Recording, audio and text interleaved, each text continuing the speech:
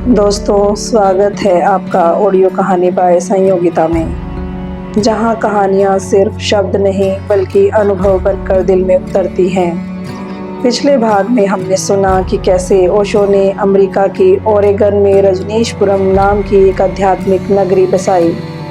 एक सपना जो हजारों अनुयायियों के प्रयास से हकीकत बना। लेकिन आज की कहानी में हम सुनेंगे कि कैसे इस सपनों की नगरी पर राजनीति, विवाद और षड्यंत्र के काले बादल छाने लगे।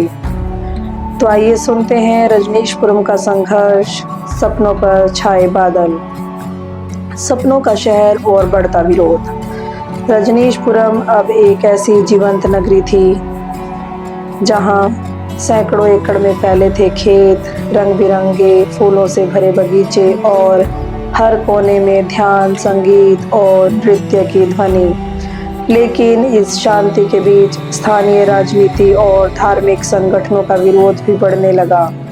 स्थानीय लोग मानते थे कि यह कम्यून उनकी संस्कृति और राजनीति के लिए खतरा है। अमेरिकी मीडिया ने रजनीशपुरम को विवादित आध्यात्मिक शहर के रूप में पेश करना शुरू कर दिया। अखबारों में सुर्खियां थी, भगवान श्री रजनीश, गुरु और कल्ट लीडर। टीवी चैनल पर बहसें होने लगी और इस सब के बीच ओशो चुपचाप अपने प्रवचनों और ध्यान स्तरों में लगे रहे। रजनीशपुरम में बढ़ते अनुयायियों के बीच नेतृत्व और प्रबंधन को लेकर मतभेद सामने आने लगे। ओशो की प्रमुख सचिव मां आनंदशिला प्रशासनिक फैसलों में सख्ती बरत रही थी, जिससे कई लोग असंतुष्ट हो गए। ओशो ने कहा, जहां लोग हैं वहां अहंकार भी होगा, लेकिन ध्यान रखना अहंकार प्रेम से बड़ा ना हो। स्थानीय प्रशासन और अमेरिकी सरकार ने रजनीशपुरम के खिलाफ कानूनी जांच शुरू कर दी। जमीन के इस्तेमाल, आवर्जन कानून और कई अन्य मामलों में आरोप लगाए गए। एफबीआई और इमिग्रेशन विभाग ने भी अपनी निगरानी तेज कर दी। धीरे धीरे रजनीशपुरम का वातावरण बदलने लगा। जहां कभी संगीत और ध्यान की गूंज थी, वहां अब कानूनी नोटिस और अदालत की तारीखें चर्चा का विषय बन गई।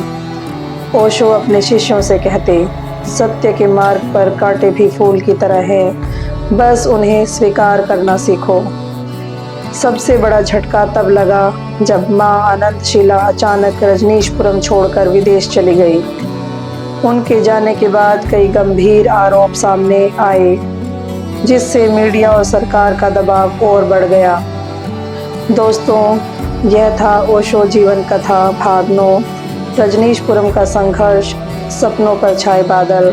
यह अध्याय हमें सिखाता है कि बड़े सपनों के साथ बड़ी चुनौतियां भी आती हैं और हर रोशनी के साथ छाया भी होती है।